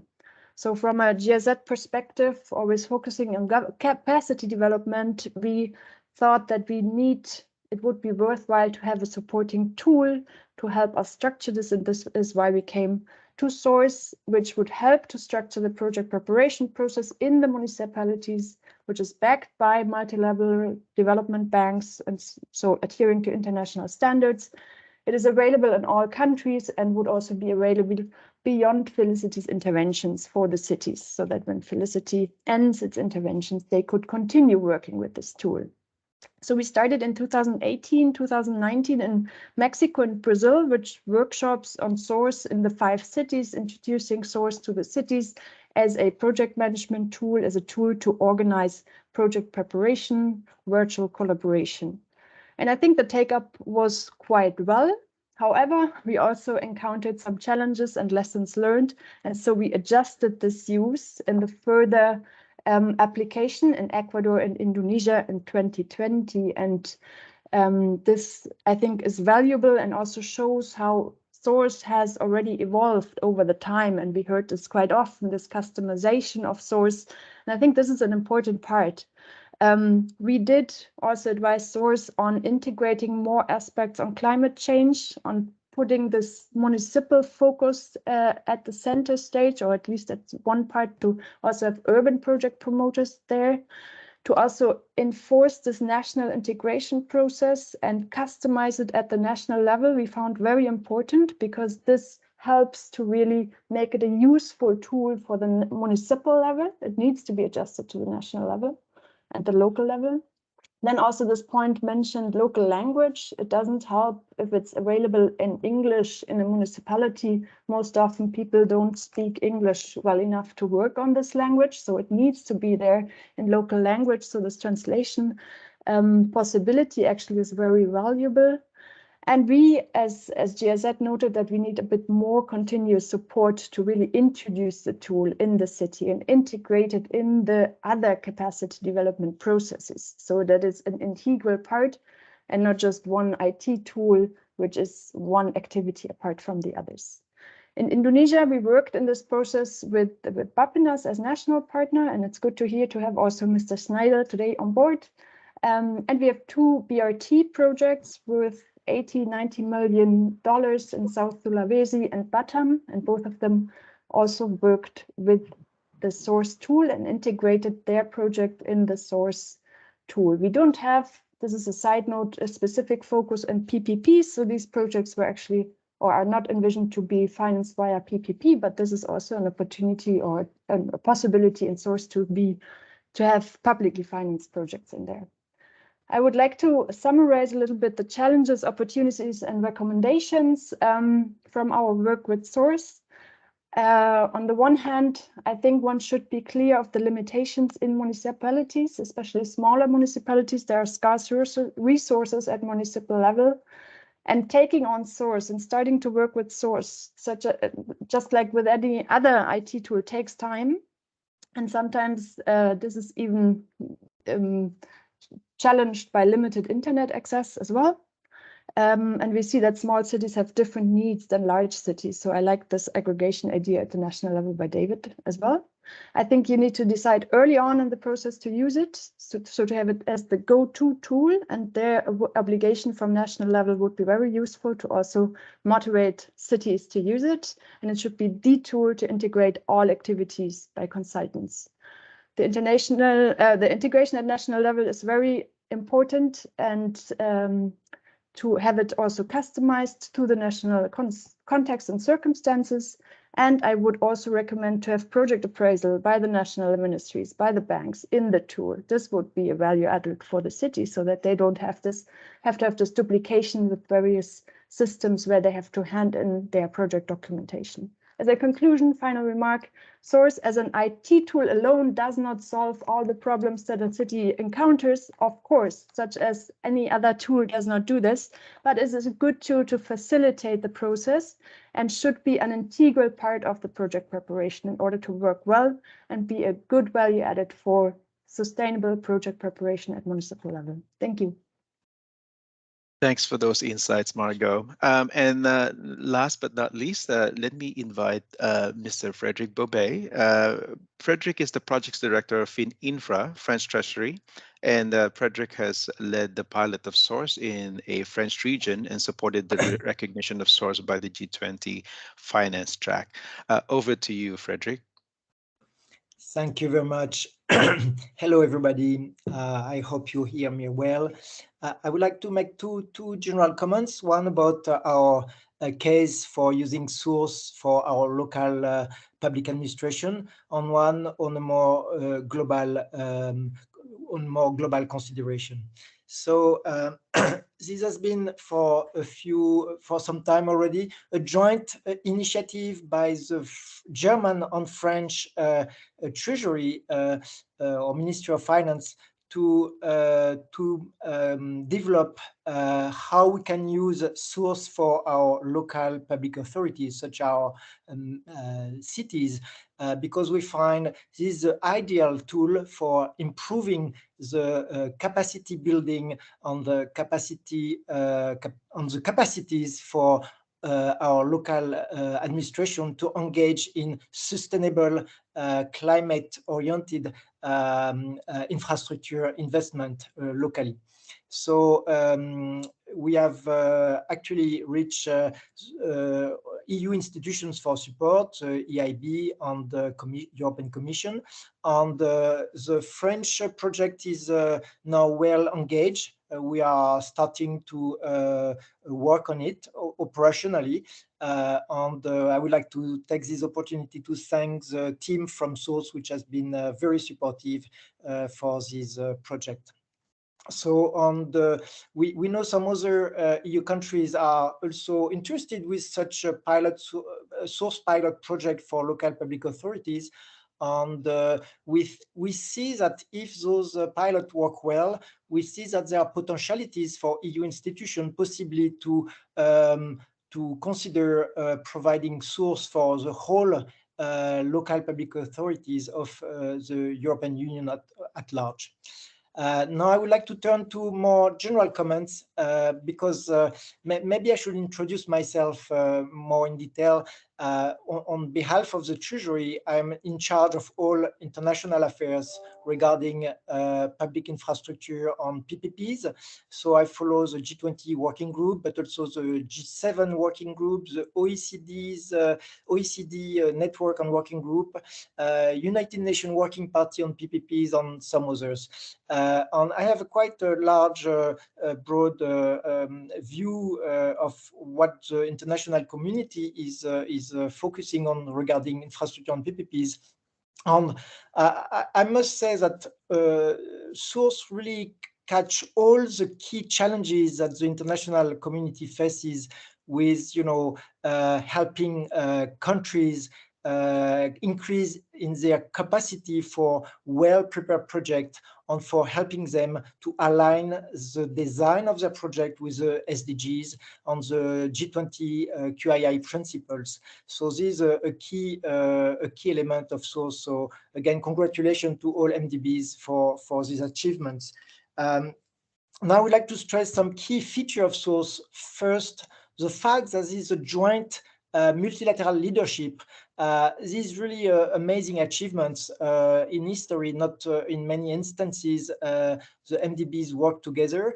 And I must say that this is actually also something that is highly looked forward by the G20. Maybe you recall the eminent person group in 2018 that concluded that there is a hope on the request for MDBs to work together as a system. And Source is really a fantastic example in that matter. And now, another point, which is a key achievement of Source, we find is that Source is a public good. So it's really a key part of ODA. You know, it's technical assistance for developing countries. It's provided for free, and that's really a key feature of Source. And this has been acknowledged by the G20 at some point as having systemic potential, and we strongly believe this is true, and this should be sustained and developed further. There are other examples of such tools that are multilateral in nature and with systemic potential is on our public goods is the PIMA tool from the IMF that's for helping countries develop their pipeline of projects. On the PFRAM tool, joint tool by IMF and World Bank for helping countries assess their fiscal risk associated with privately financed infrastructure. So all those tools really converge and are all public good in nature. So this is a second point. And maybe last 2 points I would like to mention is that now for the next step, we can see that there is a long waiting list of countries waiting for having tools being integrated in their system. And we see that there is a lack of financing available. What we see as a solution for that is first to have MDBs keep their financial support as a core element, you know, as part of the Source Council, while on the other hand, there should be more engagement of MDBs to leverage donor support. France is a donor for, I think, 4 or 5 countries to support integration, and EU is also providing money now for EU integration of Source. But what I see is lacking on those are practical proposal is that there is a lack of political visibility of Source, which often is perceived as only a technical element. We need to move from technical to political for Source, and there should be more communication by MDBs at the political level to engage, you know, Ministry of Finance at the G7 or G20 for having Source mentioned in communiques. That will change everything, because that will create a political dynamic for engaging donor countries such as G7 to provide financial support for integration of Source, and this is strongly needed for accelerating the answer to the request from developing countries. On one quick last point, there is a potential for also further explore usage of infrastructure data. You know, within the G20, there is the IDI, Infrastructure Data Initiative, and already there is a strong suggestion to have Source cooperate with GEMS, a database also supervised by MDBs. And there is a lot of potential maybe to be further explored to engage more operational cooperation between Source and GEMS, and this could be more pushed by MDBs if we may make those suggestions. So thank you very much, and at your disposal for any question. Great, many thanks for that. I am mindful that we are running over time, so I will, jump in straight into the Q&A, and I will basically open it up to, our listeners in this session. If you have any questions, please raise your hand. If not, okay, I have some prepared questions. Let me go to the first panelist. My question is, how can such a digital approach to a project preparation support the ability of projects to successfully mobilize climate change focused projects finance? So if I can go to the first panelist, to address this question, feel free to raise your hand, or I'm happy to call up someone from that set of panel.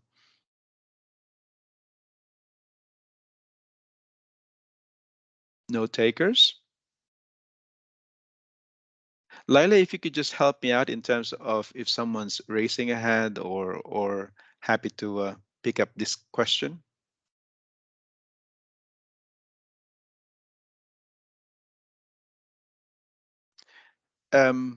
Syed, can I go to you as part of the first panelist on this question? Yes, of course.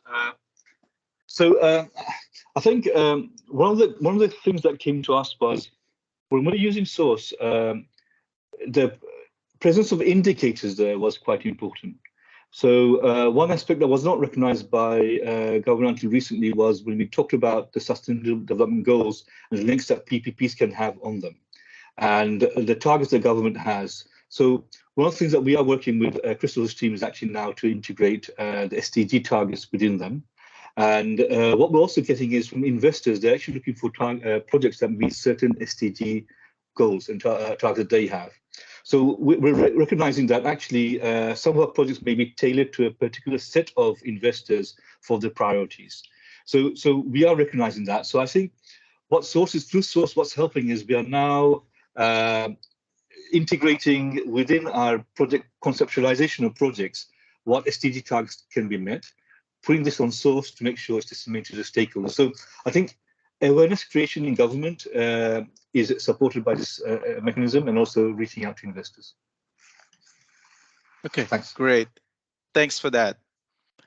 Just for the second panelist, my question would be, beyond the tailoring of the digital tools such as Source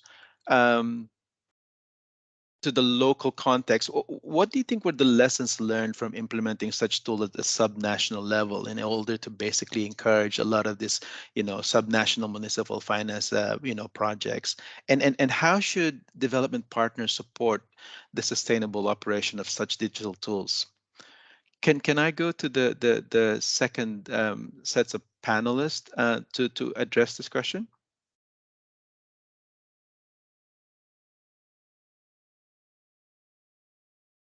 Okay, go ahead, Margot. Yes, I'm happy to take this one. Thank you.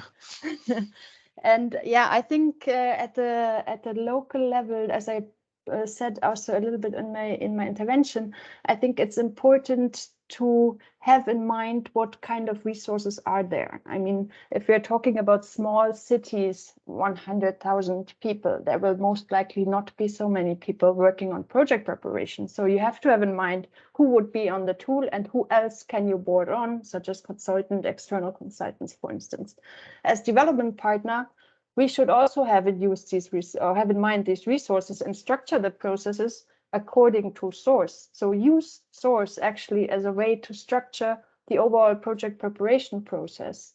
Because one thing, for instance, is to develop a study, but the study could be uploaded in Source, for instance, or some of the questions will be already asked in the questionnaire by Source. So have this integration of the processes that we do in capacity development measures, technical assistance for the cities, and Source as a structuring tool so that we do not have this duplication. I think this is one key aspect that we should always try to address, that Source should not be a duplication, but should make the life easier of the cities. And we have to have this in mind and maybe change also some of the processes that are now implemented differently in the cities. For instance, not sharing emails, but communicating via Source, so as to not have this duplication then, and then you would end up in two different systems. So I think this is also why I said, no, if you decide to work on Source, you need local leadership to do so in the city administration and really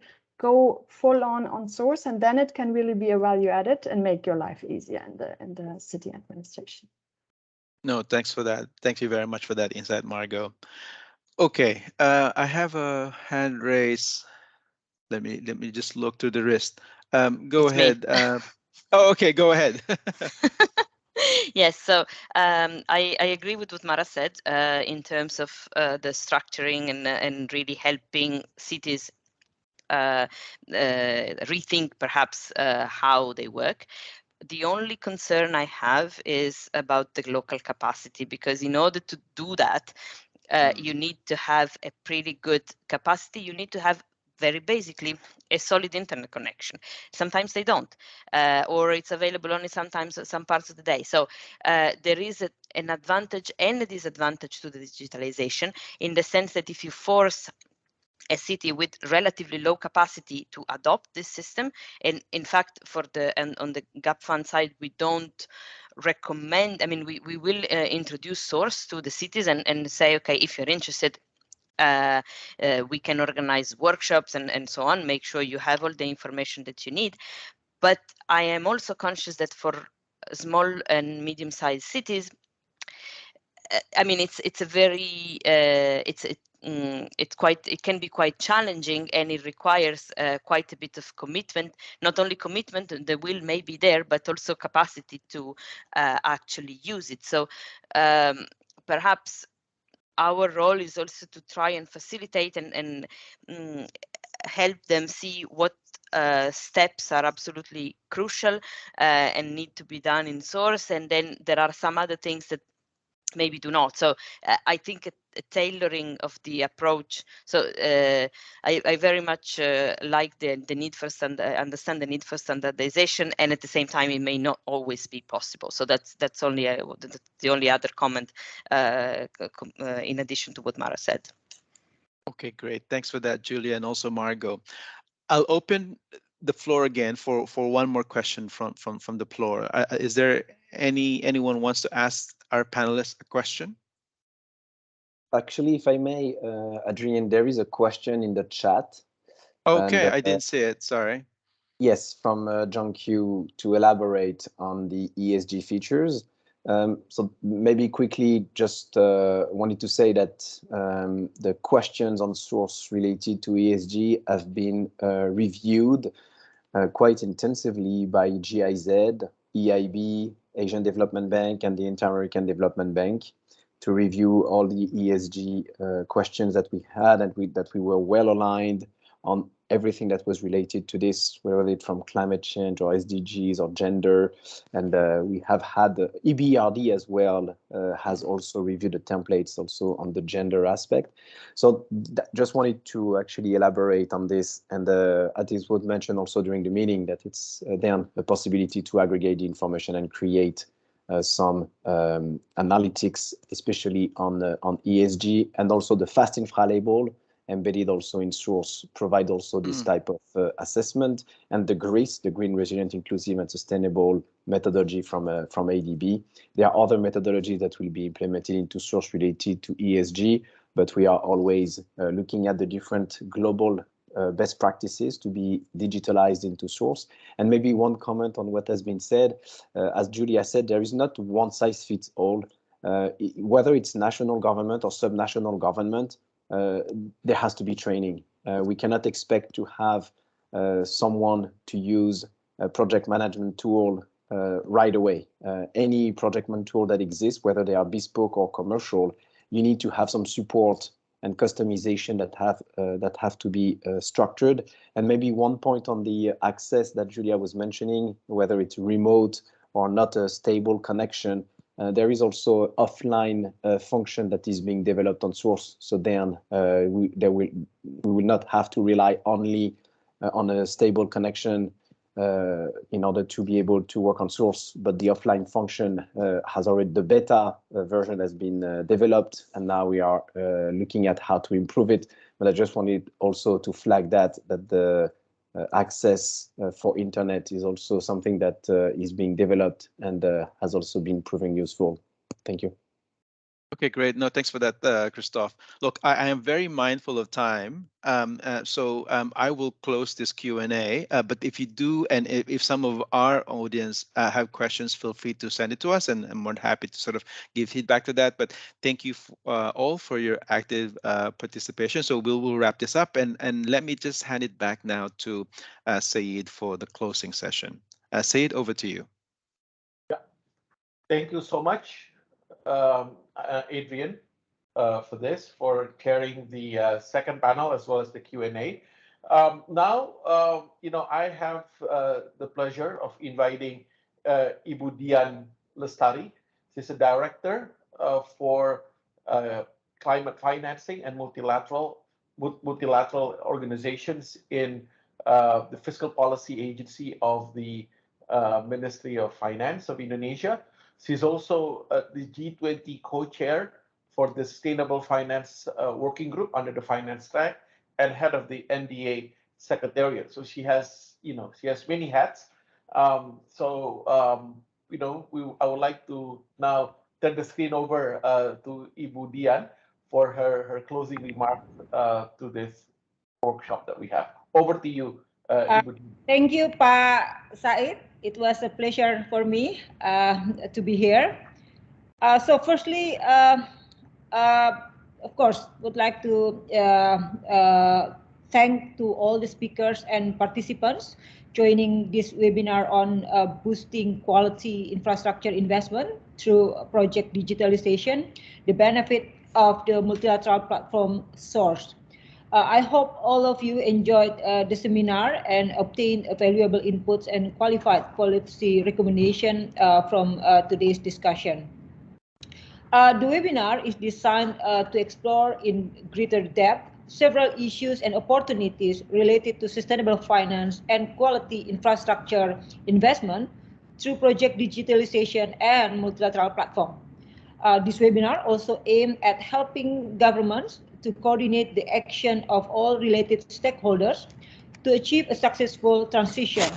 It is in line with our G20 Sustainable Finance Roadmap priorities, particularly on encouraging international financial institutions, including multilateral development banks, other relevant international and regional organizations, and public funds more broadly to mobilize private finance.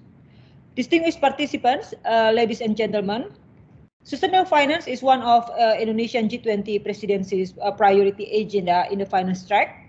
It has a critical role to achieve a greener, more resilient and inclusive global economic recovery and strengthen global efforts to reach the goals of the 2030 Agenda for Sustainable Finance in line with the UNFCCC and the Paris Agreement. The G20 finance ministers and central bank governors, or the FMCBG, have committed to support orderly, just, and affordable transition toward a low greenhouse gas emissions and climate resilient economy.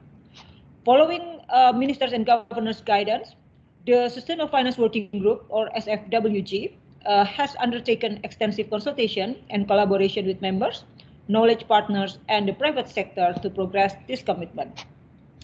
The SFWG under our presidency focuses on 3 work streams, namely developing a framework for transition finance and improving the credibility of financial institution commitments, scaling up sustainable finance instruments with a focus on improving accessibility and affordability, and discussing policy levers that incentivize financing and investment that support the transition. In addition, the Indonesian presidency will report on the progress made to address the priorities and actions in the G20 Sustainable Finance Roadmap 2021 through a monitoring exercise. The Transition Finance Framework will support development of climate-aligned financial markets, including by supporting credible transition planning, sectoral pathways, and or other approaches for identifying climate-aligned investment. The SFWG has also reviewed inputs from knowledge partners and organized engagement with key private sector actors to better understand the current state of voluntary financial sector net zero pledges and other commitments related to financing the climate transition. By scaling up sustainable finance instruments with a focus on improving accessibility and affordability, the SFWG is developing a set of recommendations for jurisdiction to help improve the access of corporates, including SMEs, to domestic and international sustainable finance markets in an affordable way. Meanwhile, as agreed by the G20 FMCBG in February, we reaffirm the crucial role of public policy levers in addressing market externalities, reducing the cost of low-emission technologies, and in incentivizing the participation of private capital in sustainable investment that promote green transition while considering country-specific circumstances. We are now finalizing the G20 Sustainable Finance Report 2022 that broadly supported by the FMCBG during their meeting last week in Bali. The report includes a summary of progress on the action of the roadmap, as well as key recommendations emerging from the workstream of the 2022 Sustainable Finance Agenda. We believe that to achieve the transition toward a low carbon and climate resilient economy, we need global collaboration to accelerate decarbonization and simultaneously fasten development of the alternatives renewable energy. An example of such effort is the Energy Transition Mechanism, or the ETM program, which Indonesia is currently working with the ADB. ETM would speed up the retirement of coal-fired power plants and promote renewable energy development. An appropriate financing scheme with the involvement of multiple stakeholders, including MDBs, will be key to ensure the success of the program.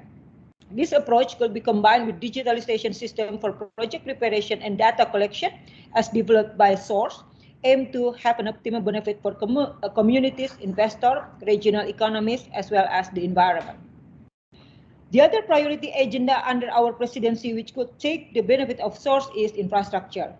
The infrastructure development is delivered not only to help close the infrastructure gap, but also to contribute to broad goals on promoting sustainable growth and development, generating economic efficiency, and meeting sustainable development targets by considering environmental, resilient, inclusion, and good governance elements. Considering the significant role of infrastructure development in the achievement of global ambition, we have strong commitment to support a sustainable infrastructure and ensure the long-term G20 infrastructure agenda could be well delivered. The Indonesian presidency has set 4 priority agendas of infrastructure. First, developing a framework on how to best leverage private sector participation to scale up sustainable infrastructure investment. As scaling up sustainable infrastructure investment might take several years, coordinated action by the G20 is expected to send clear signals to investors that would enhance confidence to further mobilize private sector investment into the sector. Second, developing a policy toolkit to mobilize innovative infrastructure financing mechanism in region and cities during the recovery, including examining the use of local bonds and enhancing gender and social inclusion through infrastructure investment. This policy action is to address the higher risk of discrepancies among regions due to the COVID-19 pandemic and to avoid the risk of lasting inequality and economic scarring that could threaten future sustainable and inclusive growth. Third, exploring options to enable more cost-efficient, better quality digital infrastructure and the use of infratech. Since the onset of the pandemic, digitization and automation have accelerated as they facilitate remote working while reducing the need for physical contact. Concrete actions are required to increase investment into digital infrastructure and scale up the adoption of infratech. Lastly, advancing the Infratech 2.0 tool to provide insight into long-term infrastructure strategies and plans. The coverage of infrastructure should be expanded to take stock of countries' preparedness in anticipating the challenge ahead. This includes not only current infrastructure investment activities, but also long-term strategies, plans, and policies to achieve transformative outcomes. In this regard, Source could complement as a crucial tool to support developing countries in building a pipeline of well-prepared projects aligned with the G20 Quality Infrastructure Investment or QII principles, SDGs, and the objectives of the Paris Agreement. It could drive sustainable financing and development impact, address subnational economic disparities, improve connectivity, as well as reduce inequality and poverty.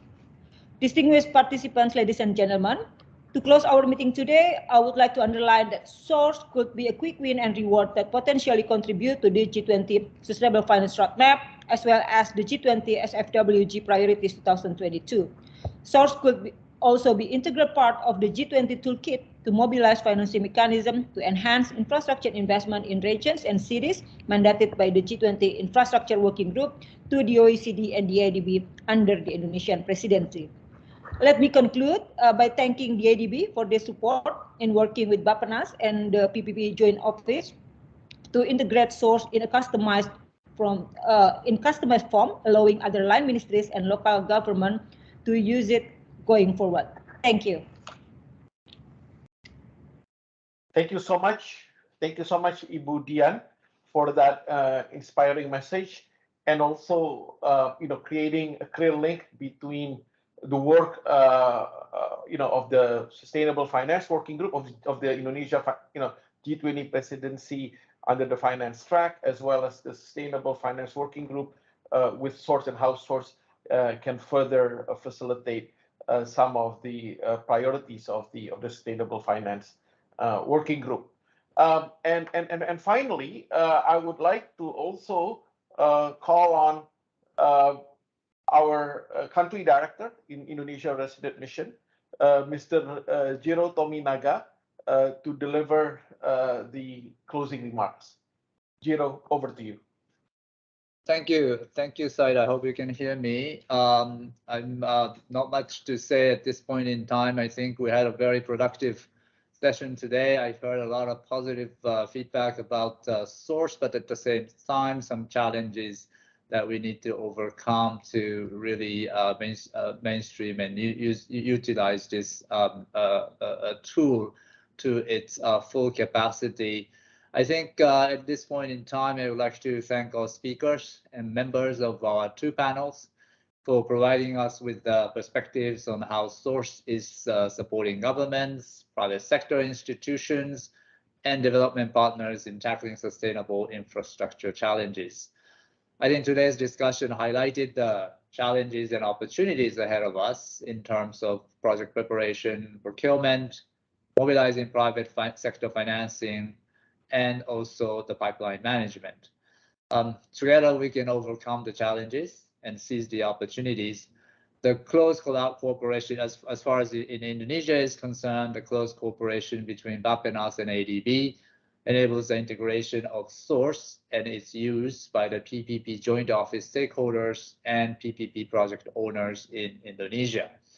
So similar to the process in the Philippines, other line ministries and local governments will be able to benefit from Source, providing a further boost to quality infrastructure investment in Indonesia at national and subnational level.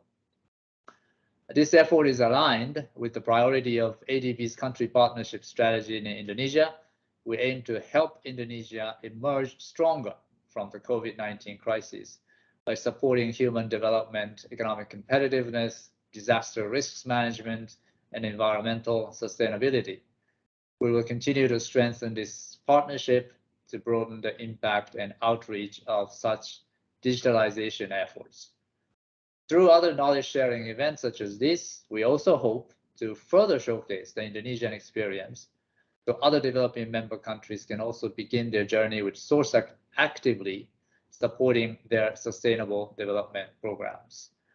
The Indonesia G20 Presidency 2022 has emphasized the importance of transitioning to a digitalized economy, of promoting infrastructure financing, as well as addressing subnational disparities.